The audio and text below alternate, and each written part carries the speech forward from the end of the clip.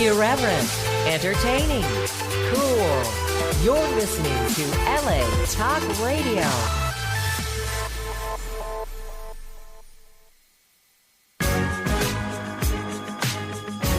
You're listening to What Women Want with Judy Goss and Kristen West, only on LA Talk Radio. Hello, everyone. We're back for another week of What Women Want Talk Radio. Thank you for joining us for our show tonight. What's holding you back? Well, nothing's holding us back here at What Women Want. We've reached 1 million downloads since we first hit the airwaves. And between latalkradio.com's archives, iTunes, Google Play, and now YouTube, you can find us everywhere. So we're actively seeking sponsors for our show because if we're everywhere, then you'll be everywhere. So email us for a complete deck at whatwomenwantshow@gmail.com and we'll get right back to you. I'm here with Kristen West, my co-host. Hello. Hi, Kristen. Hello. And no matter where you guys are or what you're doing, we know you'll enjoy our show with the most amazing guests, from celebrities to world-renowned experts in their fields. We cover it all with our lifestyle topics that makes you think. Oh dear. Conversation that feeds our mind and certainly energizes our spirit. So last week we were talking about failure. We uncovered epic failures of Fortune 500 companies and other surprising moments in history where failure occurred, and we concluded that learning from it, bouncing off of it, was the best medicine for moving forward. Now, I feel like this show plays into that a bit and takes it a step further to the show What's Holding You Back, right? Failure is definitely one of the reasons that you are held back, but there are other sides to it also, from what I understand, right, Kristen?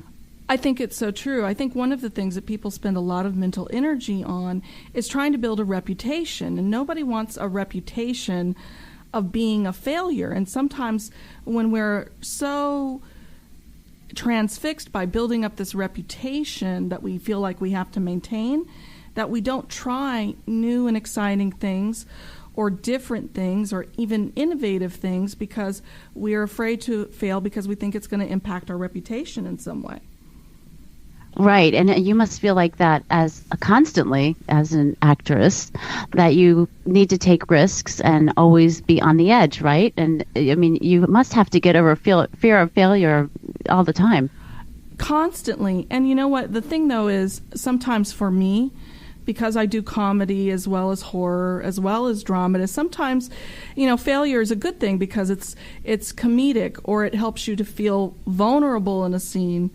And that's a good thing sometimes. So I'm learning, what we discussed with Jenna Wolf. I brought it up with Jenna Wolf when she was on the show. I've learned to make a friend of my failure as much as I can. It doesn't mean that I don't feel it bad, but I'm learning still, and I'm an advocate for making friends with your failures. I think it's a healthy thing. And I should probably take that advice and go out there and take a class on comedy or something, because that is just one of the things that I can't imagine that I could be successful at, like a stand-up type of thing. But even just learning about things that don't think you'd be good at, or new things, I think is a good reason to go out there and risk it more. I mean, I feel like if we risk it, then, we'll be more successful and we won't have as many things holding us back. But that's one of the things I'm fearful of. When I heard you were taking that class, I was like, oh my gosh, she's so brave. Okay, so besides being the host of this awesome show for the past 3 years, million downloads. I can't believe it. My background originally came from the fashion and publishing worlds, where I was a high fashion model with Ford New York before becoming a magazine editor and then eventually a TV host for Better TV, City Buzz, and a few other shows in the past few years. And now I'm a regular contributor on NBC and Fox. I founded the company What Women Want Networking 7 years ago. We're nationwide with several regional chapters, and we're hosting our own national conference, a second annual conference in October. So excited. I'm also a St. Martin's Press author and the mom of teenage twin girls. And Kristen, congratulations on Hell's Kitty. Let us in on that and what else you've got going on in your award-winning acting, producing, and screenwriting career. Hell's Kitty is coming out on February the 22nd. It's going to premiere at the Chinese Theater here in Hollywood. Really exciting. Bill is in it as well. He's coming up in just a few minutes on the show, and has some great stars like Adrienne Barbeau, Kelly Maroney, Lynn Lowry. A lot of my fellow Scream Queens are in that as well. It's kind of a big horror. All the faces you love in horror in this project. I really love the project. I'm also hosting Horror Talk with Kristen West and interviewing some people from Hell's Kitty and some of these other projects that's now available on YouTube. And I'm also on Up Live Mondays, Tuesdays, Thursdays, and Saturdays at 4 p.m. doing a headline and edutainment show, just talking about the news and issues that people care about on Up Live. It's live streaming. So got a busy broadcast schedule. I'd love to get to legendary horror film actor Bill Oberst Jr. He's stopped by today to tell us about his, I call it double debut. I don't know if that's the right thing, but I know he's got 2 movies premiering this month. It's just incredible. He's won an Emmy for being creepy. He's still at it, known for his appearances on Criminal Minds, Scream Queens, and in over 100 indie horror films. He has 2 movie premieres this month, like I said, alone. And he is on the line to tell us about his latest ventures, along with his opinion on what's holding us back from our dreams and sometimes our lives. Welcome back to the show, Bill. The poster child for what women do not want. Oh, please. Stop it, Bill Oberst. Stop it. You were voted sexiest man in horror. Give me a break. Stop that. Ooh, excuse us. Glad to be with you. 1 million downloads, really? Yes. That's amazing. We wanted to be just like you with your million YouTube. Well, you must be up to 2 million by now with your Lollipop YouTube. I mean, that's just incredible. Congratulations on everything you're doing. Oh, thank you so much. And I like your topic, and it does tie right in with failure because I have 1 million auditions that I've gone for that I didn't get, and I know Kristen does too. The ratio in this business is about, I figured it out once, it's about 97 tries for 3 successes. So if you go for 100 things, on average, you'll book 3. But if you don't go for the 100, you'll never book the 3. So it's a business of failure. One of your few successes, actually 2 of your few successes, are coming up this month. I want to hear about that. Death House and Hell's Kitty, right? Yeah, so Death House, the script was written originally by Gunnar Hansen, and horror fans will know him as the original Texas Chainsaw Massacre Leatherface. He was the killer. And so Gunnar wrote this, and he passed away before he could go into production, and Harrison Smith took up the baton as a great director, and he really loves horror. Got some producers who also love horror behind it, and they had the idea of, hey, let's turn this into the Expendables of horror. Your listeners will remember the Expendables, which had Stallone, and all these tough guys. So they've done the same thing with horror. So there's Michael Berryman, there's Bill Moseley, there's Barbara Crampton, there's Debbie Rochon, there's people like me, there's Sean Whalen. It's just like everybody that you ever thought of as being a horror, I hate the word icon, a habitual horror offender. They're all in this movie. Kane Hodder, all of them. And so Death House is actually going into theaters, which is really nice because a lot of horror stuff just goes straight out to online. But there's going to be 2 premieres, and one's in L.A. on February 22nd, and it's up in Westwood at the Brew and Regency. And then in Manhattan, there's a premiere on February 23rd. And this is for Death House, right? For Death House. Yes, for Death House. The wonderful Judy Goss might actually be attending and be with me on the red carpet for that one. I am so honored and thrilled that, yes, absolutely. I cannot wait.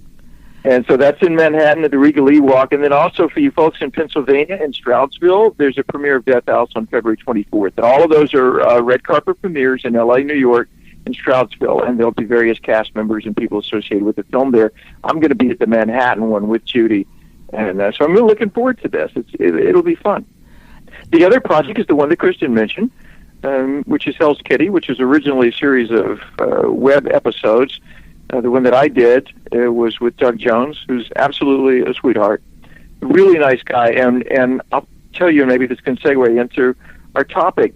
Doug told me that he really wanted to be an actor when he was a kid, but he knew that he had a very unusual physicality, and he wasn't pretty. And I can identify with that because neither am I. But he said that he looked at Don Knotts on the Andy Griffith Show, and he thought, Don's an ugly fella, and I'm not that ugly. And if Don can do it, I think I could do it too. And I really took inspiration from him when he told me that. So just about everybody that I've ever worked with who's really successful has had this story of what they had to get past, the ideas or notions that they had to get past about themselves in order to do it. I'm so glad that you brought up Doug Jones, because for those of you who don't know, Doug is the creature in The Shape of Water as well. He's in the most Oscar-nominated movie this year. How does it feel to get to work with someone like that, who's now, in an Oscar-contending movie? What did you ever imagine that for yourself when you were younger, Bill? No, not at all. And Doug is so sweet that, he would never make you think that he's famous. He's like 7 feet tall. He picks you up. The first time that I met him, he said, "Oh, Billy, I've seen you do things. I'm so glad to meet you." And he picked me up off the ground. Literally, my legs are kicking like a little doll.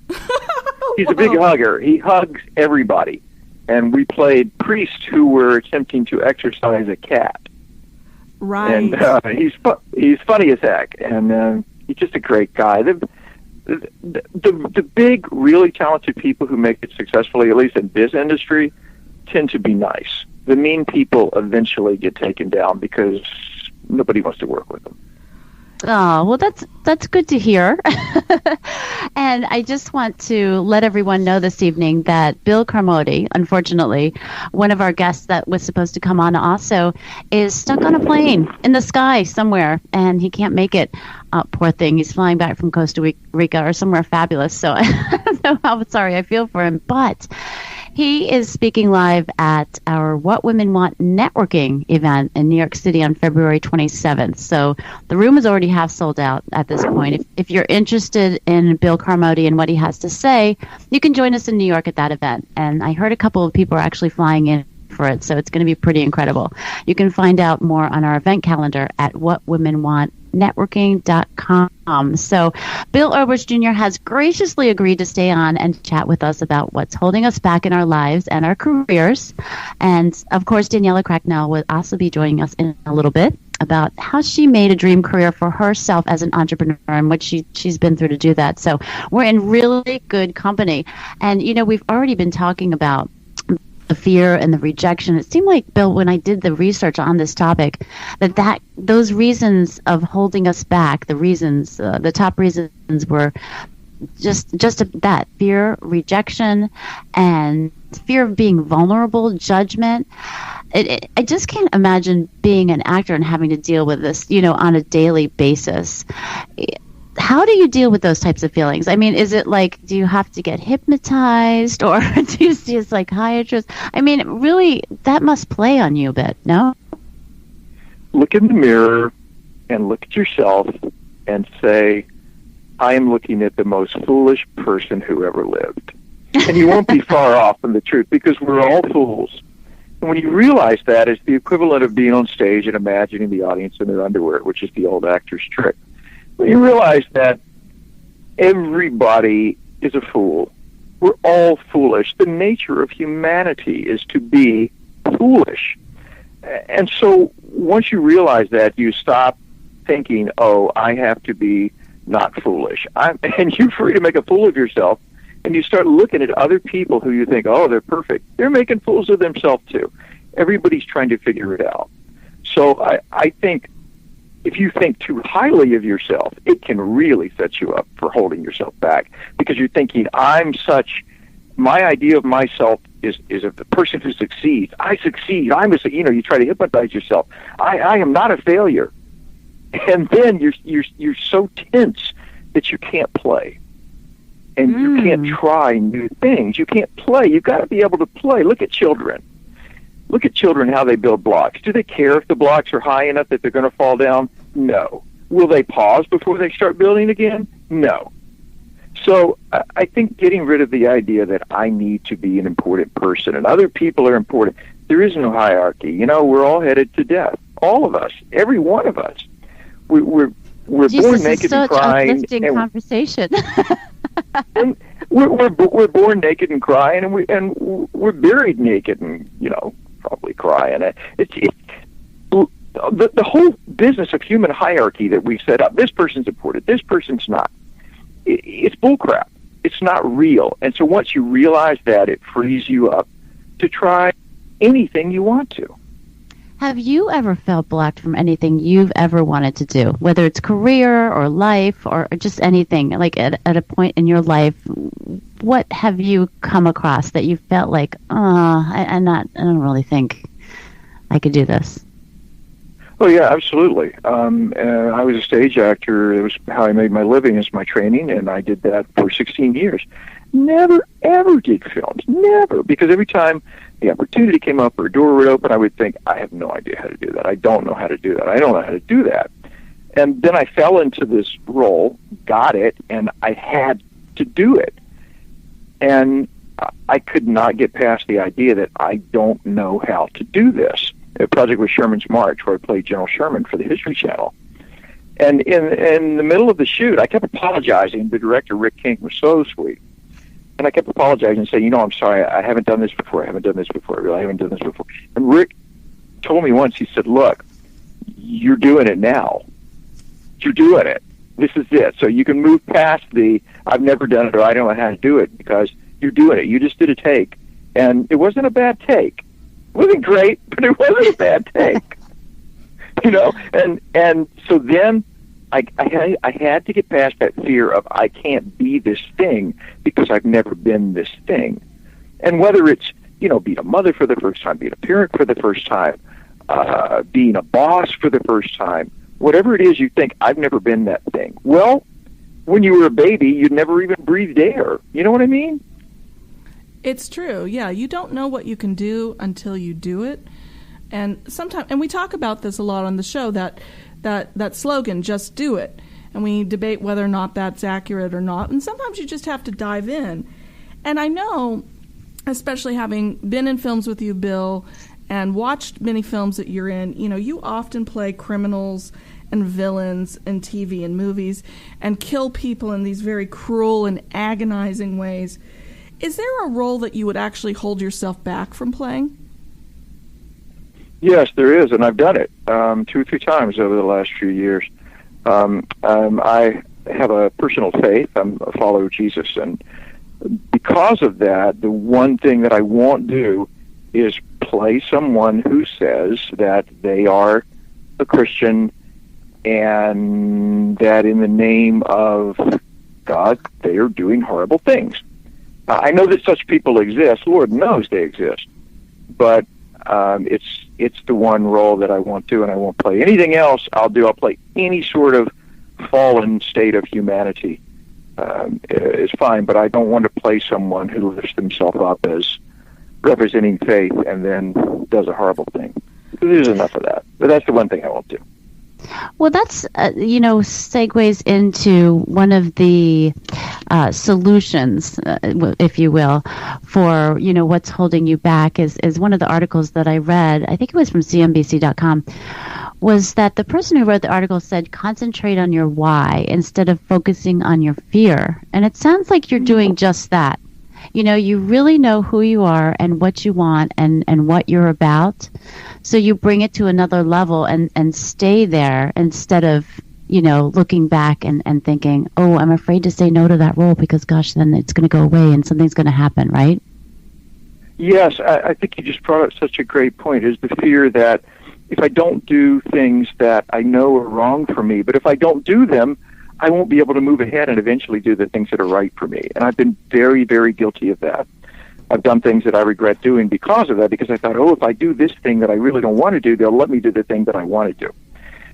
And again, that's one of the great things that has held me back, and maybe some of you listeners might relate, is asking permission, waiting for someone to give me permission to follow the path that I want to follow, instead of just stepping out on it myself until somebody throws a roadblock up. I'm waiting for gatekeepers, people in authority, those people who know. I grew up as a kid thinking there must be a room somewhere where all the people who knew were. And if I could just get to that room, there is no room. Nobody knows. we have no idea what happens when we die. Faith is a mystery. Love is a mystery. It's all a mystery, and we're all figuring it out. So we don't have to wait for anybody's permission to try things. Lord knows, particularly not today with the online world that we have, the wealth of knowledge. It's amazing what you can teach yourself. It's true. There are internet TV channels now. Live streaming is huge. It's growing day after day. You, of course, made a huge mark for yourself, being, in an Emmy Award-winning digital project, Take This Lollipop. So you never know what happens when you say yes to something and don't hold yourself back from something that is really attractive to you. Do you think now, Bill? I know in my conversations with Matt Chasen, our shared manager, Judy's manager too now. He's got a hold of all of us. Yes, he does. He tells this amazing story about a casting director telling you that you had the wrong brand, and that you were branding yourself wrong, and then that led you to horror. Do you think people? Would you mind relating that story? Because Matt tells it so well, but I'd love to hear it from you. Oh, yeah, absolutely. I had a wonderful manager who wanted to brand me as a soccer dad. And so I kept going out for soccer dad roles. And, she was wonderful and very sweet to me. We had a very good personal relationship, but the brand wasn't working. And finally, I went through this audition, and the casting director afterwards said, "Can I be honest with you?" I said, "Yeah." She said, "You look like the soccer dad that's going to kill the team and eat them." Oh my God! and I really appreciated this. She said, "Go dark," and I said, "Well, how dark?" And she said, "With your face, you can't go dark enough. Trust me, the darker you go, the more you'll work." Because she understood the relationship of the camera to archetypes, and I have a facial archetype, just as Jennifer Aniston has a facial archetype that makes you go, "Aw." Right. My facial archetype makes you. Though, that casting director had to see that in you as trying out as a soccer dad. She could probably see that I didn't believe I was a soccer dad and that I wasn't going to go anywhere, and she just decided to be nice to me. She showed me tough love. And so from that moment, I started rebranding everything that I had, and I really got into it. Another thing that I would say about what can be holding you back is imagining what you could be and saying that you already are it. Now, I did this online publicly. After she did that, I said, okay. I'm the guy who's known for the disturbing eyes. So I started putting that everywhere online. I wasn't. I had never done a project with disturbing eyes. But after a couple of months, a casting director called me in for a part, and she said, "You're the guy with the disturbing eyes." And I thought, I'll be damned. There you go. You say that you are a thing. You throw that hat over the fence, and then you've got to go get it. You say, "I am this," long before you are. Ray Bradbury, who's my favorite writer, he said as a child, "I am a writer, and I imagined my books leaning up against the books of my great heroes, who I was too in love with to realize that I would never be their equal." And damned if he didn't grow up to have his books leaning against Edgar Allan Poe's and Jules Verne and his great heroes. And I feel the same way about some of the people I've gotten to work with and the projects I've done. You be bold enough to imagine that you could be a thing that you really, really want to be. You might not be, but what the heck? Life is just trying on different pairs of shoes, if that's a decent analogy. Love it.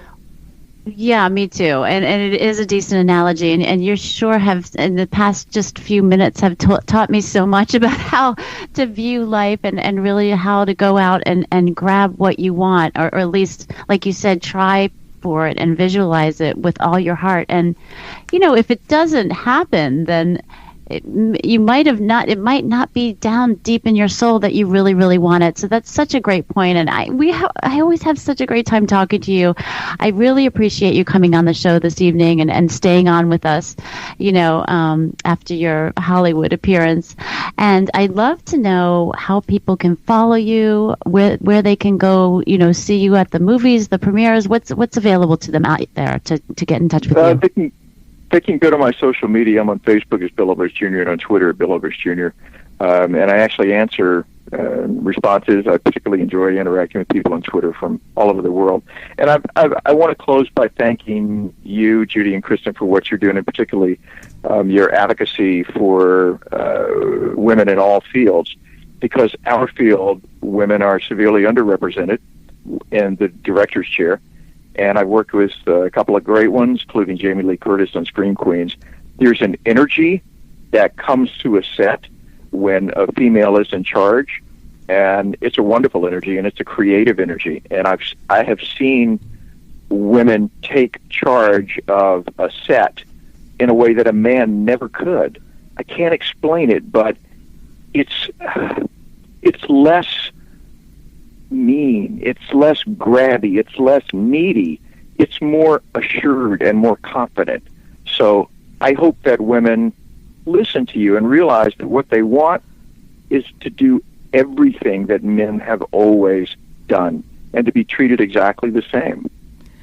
Bill, I appreciate that sentiment so much. You have no idea, because, of all the things that have been happening in the headlines that are just so appalling that are being reported by the Hollywood Reporter and all the news outlets, I really appreciate you saying that as a working actor, an award-winning actor. It really makes my heart leap. I know Judy feels the same way, too.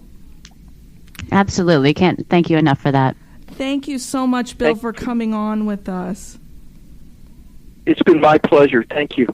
And I'll see you in a few weeks on the red carpet. Woohoo! I look forward to it. Wear something pretty. Dress me up. Yes, sir. Bill is great. Bye-bye. Bye, Bill. He's great on a red carpet, by the way. He is the most fun. And we're going to have some fun now. I imagine. I'm not going to stop laughing. I know. We're going to have some fun now with Daniella Cracknell talking about what holds her back and what she's doing about it. She is a nationally recognized TV publicist representing a series of national daytime talk shows, TV news magazine nightly programs like Extra and Inside Edition, and cable lifestyle series. She's now CEO and CMO as well, wearing many hats as an entrepreneur. She created the spa dress for ladies on the go, like all of us here at What Women Want. Thank you so much for joining us, Daniella. Well, thanks for having me. I'm very excited to be on a show with talking about the horror and meeting some horror stars tonight. And I have to say, the one thing holding me back is that sometimes life is a horror show. I know. And, we have to go through many horrible things to see the sunshine and see a happy ending. So it's a great topic. Well, I'm so glad. And Bill is very relatable. He's very down to earth. And I think you bring up such an important and salient point that sometimes the day-to-day stuff that we go through is just as scary as, a Yeti or some sort of monster. Some of the day-to-day stuff we have is just truly grueling. Now, what I want to talk to you about in particular is you have this new product called the spa dress. Now, what was your inspiration for this? I mean, you're a publicist. Why did you get into making the spa dress? I have one. It's fabulous. I love it so much. Yeah, Judy's has been a model for me and is sporting it all over the social media. So from coast to coast, it's been fantastic. I actually came up with this idea through kind of a bunch of failures in my life, and I was looking to create a care package to help people get through a rough day. And I wanted to package a spa day in a box because a spa day makes us feel better, right? It's one of those things. And so it was a care package idea, and I thought, how can we create an outfit to wear to the spa? Because I felt like when I went to the spa, there were short towels, bulky bathrobes, and these sort of shapeless kind of cover-ups with a Velcro thing that squished your boobs down, didn't look flattering. So I felt like there was no wardrobe that made you feel cute and sexy at the spa, and the whole idea of going to the spa is to uplift your spirits and also uplift our bodies, our mind, body, and spirit. So I came across the idea of, you probably remember in the 80s, there was a very popular dress called the sundress. Yes. And it was just, a little halter top kind of thing that kind of lightly supported your girls. And I had come across one of those, and I thought, why don't I just rebrand that? And my day job is as a branding, reputation development publicist person. So I thought, well, let's modern, bring back the sundress, and I turned it into the spa dress, which is a slip-on towel with less wardrobe malfunction than a traditional towel. It doesn't fall when you need a towel to stay up. And is that I said it eliminates a problem called public displays of towel dropping syndrome that I found prevalent in spas, resorts, and hotels, in particular opening door to room service. So where you see that in the movies, and the girl drops the towel. Or you're in Harvey Weinstein's hotel room. Or you're, exactly. I hate to make a joke about it. You did not just say that. I did, but that was like his MO. So don't hold back, Kristen. I'm not holding back. So towel dropping syndrome, but you're perfectly right about this. It's this very cheesy, recurring trope in these movies. Oh, the towel comes off, and then, ooh, I'm so sorry. Oops. So this prevents your potential wardrobe malfunction, towel dropping moment. Mm-hmm. That is, and I love that you call it towel dropping syndrome, because I know exactly what you're talking about, but I've never heard jargon for it before. This is funny and interesting to me. I like it. Now, have you ever felt in your life that you were being held back from something? Oh, always. I feel like yes, life is kind of, we talk about you mentioned the Harvey Weinstein, and I am a story that is in Gretchen Carlson's book on the topic of sexual harassment, and that was an incident that happened to me when I was first out of college, my first job, and it has held me back. And the ripple effects have shown up repetitively throughout the course of my career. But now I look at how can we turn those negatives into positives, and how can I profit off of my failures? Because it's time to now be successful, and it's time to say, sorry, I'm not going to be held back anymore, and it's up to me to change that. No one can change that for you. You have to make that decision. So I've started to develop businesses that uplift our spirits. My spa dress uplifts our girls, not just literally your boobs, but also your mind and your spirit, that we need to feel positive every day. I always say good things are happening every day, mm-hmm. so that the negatives of life, the horror stories of life that pop up, just to remind me that in the midst of all these failures, there's really a lot of great stuff happening. And I've got to recognize it. And I think a lot of times people say the gratitude. I've been starting to say the positive words and changing my dialogue, and I have noticed things are changing. No, it's absolutely true. Like Bill said, when you convince yourself that you are what you're seeking or what you're going after, then you begin to manifest that in a powerful and positive way. It's borne out in his own life, like you mentioned earlier, and it seems to be bearing out for you. Thank you for sharing that about your early career and how you've and being just so candid about it, because I think sometimes women do find themselves, unfortunately, in these icky situations. We're not equipped to deal with them. We've never been told, some of us grow up in households that don't have healthy boundaries, or even if we do grow up in households with healthy boundaries, we're not always acquainted or socialized to believe or that we have a right to be heard, or that our boundaries are to be respected, and it's a huge problem for women. You can see the groundswell of it right now, and what's going on, like you mentioned, Gretchen Carlson's book, the Me Too movement, the Time's Up movement. Now, what I want to talk to you about this dress and your career is, you were in publicity for a long time, doing huge projects in publicity with television.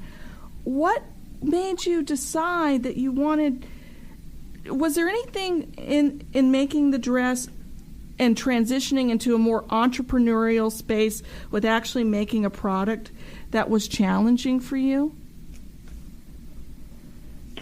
Well, I think life throws you curveballs, and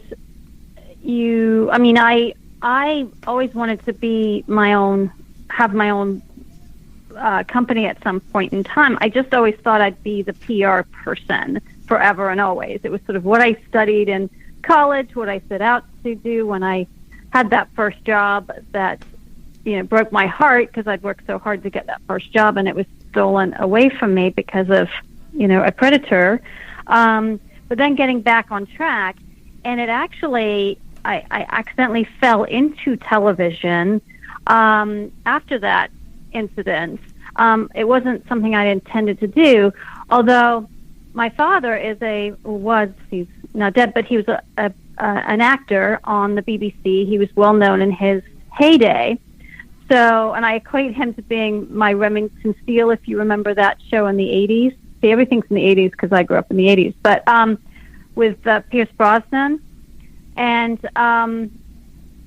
so I guess my father was in the entertainment industry, and suddenly I'm thrown into the entertainment industry, and TV found me by accident. And I loved working in TV. I loved being on TV sets. I loved being around creative, talented people, and then packaging them to be the brand, which is what Bill was talking about, where, he thought he was this, and then he found out that he was a better brand as something else, and that's propelled him to be who he is today. My day job is doing that for people, and that's how I've sort of morphed from being the publicist, because I can see what sells in the news media. And I had been creating dreams for so many other people. I wanted to take a break from that and create a dream that was all about me, that nobody could take away from me. Because I had felt like I'd had so many jobs that had been taken away from me, and I had no control. And the only way to control something is if you create it. No one can take I now own the spa dress. Right. Hopefully we sell 1 million dresses. But no one's going to lay me off. No one's going to sexually harass me. No one's going to bully me. So it was really creating your own space. It was really creating your own space for you to really thrive. Yeah. Well, I think that's exciting and encouraging to a lot of our listeners. Many of our listeners, of course, have their own businesses or want to build their own businesses. And another thing that when you keyed into this spa dress idea, and you identified towel dropping syndrome, what was the first big challenge that you had to overcome to get this idea up and running? Because you now have an online store. Was it producing it? Was it designing it? What was your first big challenge? Well, the challenge was, I knew as a kid, I used to sew clothes for my dolls. I used to make great little doll clothes. And I'd make clothes for myself. So I would make little dresses. And I knew way back then, you could go to the store and you could buy a scrap material, stitch it up, and it would sort of, put it on you. That was the sundress. And when I went to get that made and to go to fabric stores, they no longer made. It literally everything had gone to China. Even the fabric that used to make our little sundresses. Oh. So I couldn't find a seamstress that even knew what I was talking about. Right. And I was like, I went to fabric stores and I said, yeah, the stretchy stuff on the top, that stretches, and because that's what's holding our girls up. Right. And they looked at me like I was speaking Chinese. So I kept asking and asking and asking. I never gave up. And I think the thing is, you know, you may put an idea to the side for a hot second, but then if you go and grab it again. I finally found my answer, and that was through another entrepreneur. He was a very successful entrepreneur, and he said, hey, gave me the connection to my manufacturers that were like, no problem, we can make that, and boom, suddenly it was made. Wow. Well, you didn't sound, I mean, the whole process doesn't sound like, it doesn't sound like a lot held you back at that point. Although, you know, you did mention something that happened in the past that you feel has been, you know, eating away at you, and that held you back for a while. I feel like a lot of people have that thing in the past or something that happened to them. You know, it seems to always go, I don't know about you, Kristen, but I feel like it always goes way back in the past somewhere. I was thinking today earlier that, you know, two of my music teachers in high school, one of them was middle school, one of them was high school. They were both music teachers, and they held me back so much. Even offended me at one point in front of a whole crowd of people, you know, and it was just crazy the way they kind of tried to stifle me from performing and from creating, and that held me back for a long, long time as far as, you know, being out in front of the public and all that. And these things kind of just, I think, stay with you and eat away at you and do hold you back. What was the pivotal moment there that you felt like you could really get over that and move forward? Because you seem to be doing a lot of successful things, you know, in this part of your life at this time. Well, I think I actually started writing it all down, and I started to kind of, all my failures, I kind of started to go, I feel like I come from a business of failure. TV shows is literally, the entertainment industry is a business of entrepreneurism. We're launching new movies, new TV shows every second. They are businesses, you know, each individually, and then people get laid off, and then we start again. So I had built up a expertise of learning how to start up, bounce back, and a tolerance, and a tolerance. And I really started to go, what's my special thing about me? And I was writing it down and kind of coming up with 3 words that kind of would describe me, because I was stuck for a while, and I was like, how do we move forward? So that midlife crisis thing happened, and you know, Oprah says, write it down. There's journals; they really do work, and you start to see yourself on the page, and then you can start changing your dialogue and go, well, that was me in the past, but what do I want to be, and what if I got hit by a bus tomorrow, what do I want my friends to say about me? And not that that's going to happen, you know. Well, it could. Bill was nicely saying, you know, death is always around the corner, but I think that pivotal moment was suddenly just, it sort of came off the page, and I said 3 words that describe me. I'm philanthropic, entrepreneurial, and creative, and I've just stuck with that. And I've turned myself into my own client, more or less, and affirmations, and saying, you know, because I lost my voice for a period of time. I didn't know who I was, and I needed to. I'd been laid off so many times, and sort of I felt the real world had abused me, that I was like, I've got to learn some boundaries, because I was never taught boundaries. And how do you learn when you're 40-something years old? And I was like, but we got to learn these things quick, because life moves fast, and who wants to waste time stuck in the past? Those things, when we have every day to create a new, exciting life for ourselves, and let's start today. How do you keep present Well, with all of that? Don't wait till tomorrow. How do you, I'm sorry, what? How do you keep present? And when the past kind of sneaks up with you, how do you stay grounded in the present? Well, 3 deep breaths is really great. And I also, to move myself forward, I actually schedule what I want to accomplish in my calendar. And usually it's booked every day. I'm going, this day I want to accomplish this. because if not, my dream won't come true. So I'm very disciplined, and I think, willpower is one of my strengths, that if I say I'm going to do something, I do it. It may not happen as fast as I want it to happen, and that's what gets in my way as time kind of events don't always go as we want them to. No, they don't. But I don't let that get in my way. I go, okay, well, today got off course, but tomorrow we'll pick up speed and hopefully we'll get back on track. Right. I think everybody wrestles with time. I know I wrestle with time. Judy wrestles with time.